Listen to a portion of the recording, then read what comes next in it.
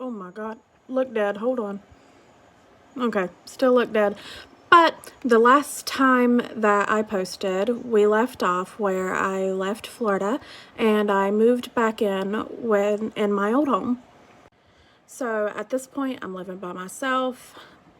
I had a medical condition where I started to have seizures and I didn't want to be alone.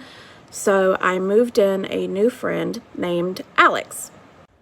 Me and Alex weren't friends for very long, but we immediately had like that homey connection.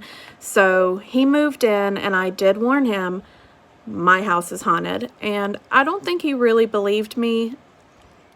And Alex is his real name. He told me I could use his real name.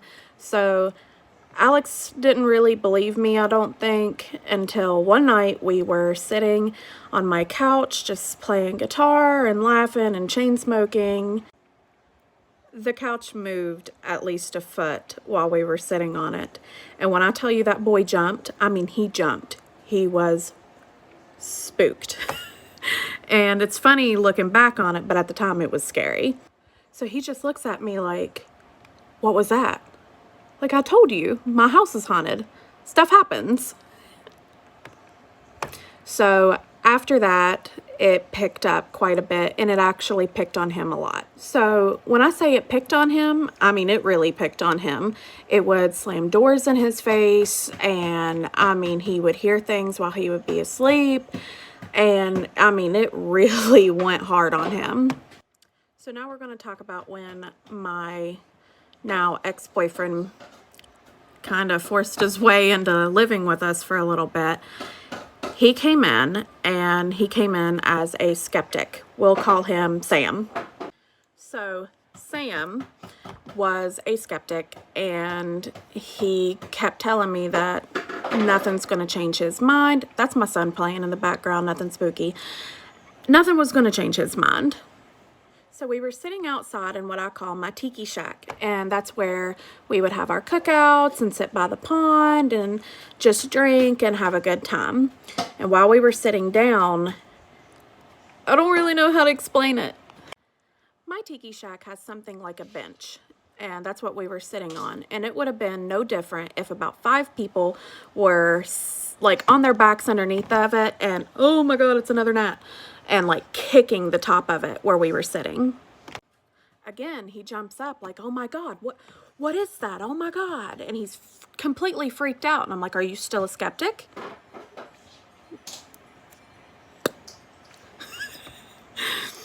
And it probably sounds really stupid to laugh at it, but to live with this so long and then watching people experience the minor things that I did and be so freaked out, it's almost humorous. So he was like, I don't know what it is, but it's probably not a ghost. Okay. So then a couple nights later, we're laying in my bed and we're watching TV, and he's like drifting off to sleep. I'm rolled over, I'm playing on my phone, and he just starts freaking out. And I'm like, okay, calm down. What happened? And he said, right when I was about to fall asleep, something grabbed my hand. So he's like freaked out, and I told him, I'm like, okay, you know, that happens. They usually pull my toes, so I'm sorry. He said, well, that's not it. He said that when he jumped up, he looked over by my bedroom door and he saw a little girl take off running. And he said that it looked so real that he could see the dirt on her yellow dress. So at that point, I'm like, oh, well, don't worry about it. It's just the little girl who used to live here. And that's when I tell him the story about, you know, the secret that we weren't told when we bought the property. And he's just looking at me like, this isn't normal. Normal people don't deal with this. Well, yeah. I warned you. I don't know what more you want from me. So after that, you know, he decides that he has to go back to Florida to get some schoolwork done, and he wanted to take me with him, and I could see my mom and my family, so vacation. So when I tell my roommate Alex that, hey, I'm going to be going to Florida for a week, he just kind of shoots me this look and he's like, you're going to leave me alone in this house? And I told him, I was like, sorry. I know it was probably wrong, but I wanted to see my family and I feel like I needed a vacation. So we went, and don't come at me for my double chin, okay? It's there. I'm sorry. And my shirt's dirty. I have a 4-year-old who uses me as a snot rag, so. And now it's raining really hard, so. Oh my God, I'm dead. So that's probably going to interfere with the sound a little bit. But we go to Florida and it gets rough. He runs down to my dad and my stepmom's house and they let him stay there until I got home, which I'm grateful for, and I'm sure he is too. But when we came home, I decided I was going to cleanse the house. My mom is a powerful pagan witch.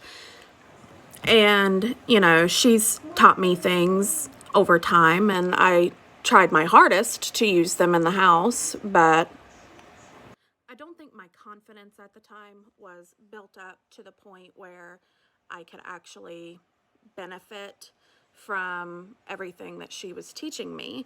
So that plays a big part in a lot of this.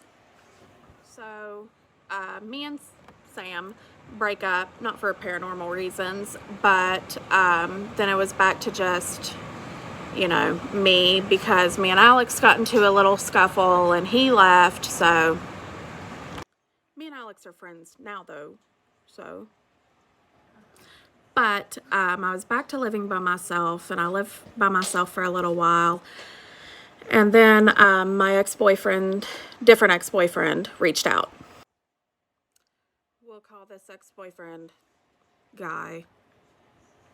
So, Guy and his family kind of reached out and let me know that Guy's brother was struggling pretty hard. I'm not going to talk about what Guy's brother was struggling with because I do respect him enough to not put his business out there, even with a fake name, and we'll call him Bill. But it was rough.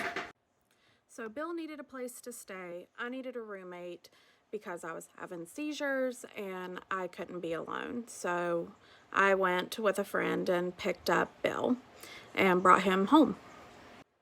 So when Bill moved in, I did, of course, like the others, warn him that, you know, my house is haunted. And it was a little different with Bill because where he was struggling, I really feared that he would be a victim. Entities like this will prey on people who have, you know, mental illnesses and problems with addiction, alcohol, any kind of weaknesses. They will prey upon that and use it. So it was a big concern. And it didn't take long for the entity to start acting up in the house. And it started with just small things and built up like it always does. The fancy man is like a showman. You know, he thrives for the attention. He thrives for, you know, just anything you can give him. And he takes pride in it. So at this point, I started dating my now husband, and he was at his parents' house, and I was talking to him on the phone, and I heard a really loud bang. So I get off the phone with him, and I run to the living room to see if Bill was okay, and he met me at my door, and he was like, "Are you all right?" And I was like, "I thought you did it." And he was like, "No, I thought you did it." So we're walking around the house trying to find the source of the noise, and at first we didn't see anything, but then when we walked by the bathroom, I saw my beautiful antique mirror thrown on my toilet, shattered. So it freaked us out because, you know, obviously, who wouldn't it freak out? And it literally looked like somebody picked up the mirror, turned it around, and then threw it on my toilet. So after that, it got really bad. I mean, really bad. Every mirror in the house within 2 days was broken, all the way down to my makeup compact mirror. So my cousin Justin, decided enough was enough, and he reached out to a friend of his who was a part of a paranormal investigating group, and I'm going to leave out their names, except for one, Kelly. Kelly is my favorite, so I'm going to, talk about her a lot throughout this series because she's helped me a whole lot. So the paranormal group reached out to me and explained to me that it's going to take a few weeks before they could come out and help. And I couldn't even talk on the phone about the details because you can't give it attention. Back then, it was like if you talked about it, the more amped up it got. It thrived off of, me telling people stories and just talking about it. It got to the point where we wouldn't even say the name Fancy Man. So, one day we were all sitting outside and my stepmom was sitting on the truck bed, and I was telling her that we're finally getting help. A group is coming in. So while I was talking to her about it, out of nowhere, her ponytail got pulled, just like mine did when I brought the holy water to my room. That's when I knew that it knew, and I knew it was about to get really, really bad. So I called the group and let them know this is now an emergency. So they decided that they were going to come that weekend, and they really did, come in, and I mean full equipment. It was on, and I was excited and I was ready to get help. And I'm sorry if it seems like I'm a bit distracted today. Talking about all of this really brings up something inside me. You guys have all been really supportive, but, as this story progresses, it's going to get a lot more intense, and a lot of you have been reaching out about seeing the same entity, and, like I said, I love that we are all coming together, and, I hope we find support within each other. But it does break my heart because it can get so bad and so dangerous so quick. And when I tell you to get help, I mean it. Get help. I hate to go into mom mode, but I don't want anybody to go through what I've went through. And if you are seeing this entity, you need to reach out. Find somebody. So now that my little PSA is over, I can tell you guys about the investigation that took place 5 years ago yesterday. So the group came in with all this equipment, and, they set up a nerve center outside on my back porch, and wow, it was a crazy night. Like I said, in my previous videos, my dad has always been in a band, and that night that they came, they were wrapping up practice, and one of the band members' wives told me. She has always, been a medium, and she's always told me about the feelings she's had in the house, and she came and warned me that tonight was going to get violent because they were angry. So when I got that warning, I warned everybody else in the investigation group, and they took it seriously. Oh, there's my baby. So with me, I had my boyfriend, who is now my husband, his sister, and my roommate, Bill. And my boyfriend and Bill slept in the car. My now sister-in-law was pregnant with my nephew, Leo, at the time. And I was concerned, but I knew there was no stopping her from watching everything go down. So I was glad to have her with me.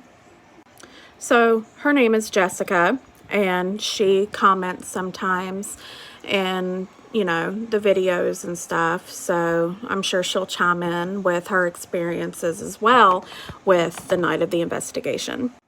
Now, a lot of this night was kind of fuzzy to me now because everything happened so fast. I mean, it was immediate. As soon as they set up the equipment and we started investigating, it picked up. So the first room that we investigated was the spare bedroom. And we went in there and I was kind of renovating it a little bit. So we were like sitting on paint buckets, and so they told me that they're going to use flashlights to communicate. And at the time, I was really confused because how are you going to use a flashlight to talk to the stuff in the house? It worked. I was shocked. It was amazing. It was amazing to watch it because we made contact with the little girl first. And she loved to play with those flashlights. She'd make them come on, bright, dim, answer every question. It was just so great to actually sit down and be able to ask her questions and communicate and get answers back, because she is important to not only me, but the history.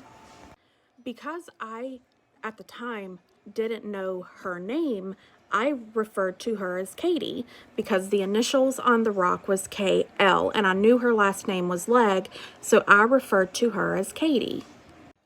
At that time, I was so desperate to learn her real name because though I called her Katie, I still felt like I was disrespecting her by not calling her her real name. But that night, she came forward. When I asked her if she could tell me her name, she said no, which it would have been hard, using the flashlights because they were just yes or no questions. But then I asked her if it upset her and if it was okay if I called her Katie. And she said that, yes, I can call her Katie. So that's what I call her from now on. So that was like the best gift that anybody could have given me, was to actually communicate with her, because I have a connection with her and I care for her. So when they were setting up the equipment before we started, they put motion lights in every room, and there were cameras in every room. So the motion light in my old bedroom kept going on and off, like it was signaling us to come in there. And the group decided that we all needed to go in there, and I wasn't excited. This was the room where I was attacked, and I knew what was in there and what was waiting, and we were told it was going to get violent. This is something that's really hard for me to talk about because for a very long time, and even sometimes still today, I struggle. I have struggled with my faith, my religion, my God. I mean, it's always been a constant battle of where do I go, and am I worthy of God? Does God exist? Is he angry with me? There were so many questions that constantly ran through my head, and I would go through, so much. When I pray, I feel like I am listened to. I feel like my life is good right now, and I practice, I still pray, and I don't think you can have both. Or maybe you can. I don't know. I don't know who I am, but the path I walk is mine. And let's not use this as a argument for any religion.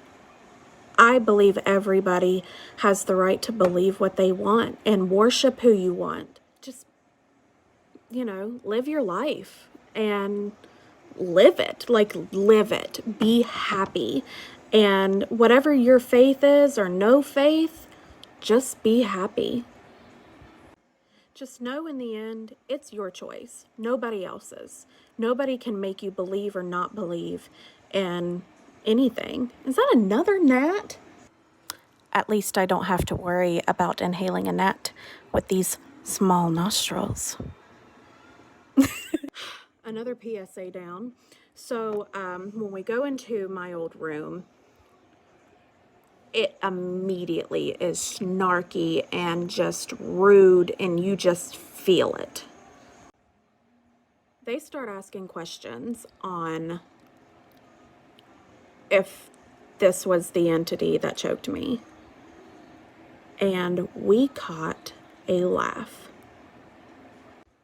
It is infuriating. It is heartbreaking that this thing that has caused you so much pain is now laughing in your face. Like I did it. I felt the pressure around my neck. It didn't choke me, but it was almost like mocking me. Like I could do it again. And I might. Who knows? And as soon as I said that out loud, Kelly looked at me and she said, "What is your religion?" And I can't remember what I told her. I think I told her that I was a Christian. But she just looked down and she was like, it called bullshit on my faith. And that is ground shaking. To be unsure for so long and then have something like this tell me that, no, you don't. I can't explain it. It hurts. It hurts because if I'm unsure, is it sure? Does it know more about me than I know about myself? Am I not a believer? Do I not believe enough? It was just hard. And thinking back about it doesn't make it easier. Talking about it doesn't make it easier. I want to make sure I put the whole story out. And sometimes it's harder than other things to say. But it's my story, and I'm the only one who can tell it. So a lot of different things went on that night, and, it got to the point where it was just enough. So they decided, we're going to bless the house. And sometimes it's harder than other things to say. But it's my story, and I'm the only one who can tell it. So a lot of different things went on that night, and, it got to the point where it was just enough. So they decided, we're going to bless the house. And the leader of the group walked through room by room and started blessing the house. And we were sitting at Nerve Center, and I watched as the entity frantically ran through every room. I didn't see the entity himself, but I saw the motion detector light up frantically in every room, like it was trying to run, like it was trying to get out, like it was scared. And for the first time for a while, I felt a little bit of peace, like, okay, it's gone. The light was shining through the windows a lot brighter than it used to. But that didn't last long.